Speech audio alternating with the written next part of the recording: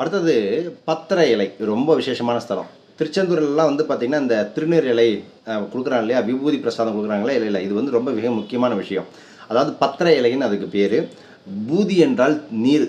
அப்போது திருச்செந்தூரில் முருகன் கோயிலில் இறைவனுடைய பிரசாதமாக கொடுக்கக்கூடியது திருநீர், இந்த பன்னீர் இலை விபூதி.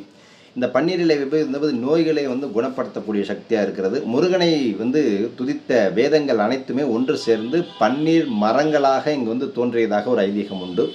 எனவே இங்குள்ள பன்னீர் மரத்தினுடைய இலைகளும் வேத மந்திர சக்தியை உடையதாக இருக்கின்றது அப்படிங்கிறது ஒரு புராண வரலாக சொல்லப்படுகின்றது. அப்போ விஸ்வாமித்திரர் தனக்கு ஏற்பட்ட அந்த குஷ்டநோயை வந்து நிவர்த்தி பண்ணுவதற்காகவும் இந்த விபூதியை உபயோகப்படுத்தி குணமடைந்தார்.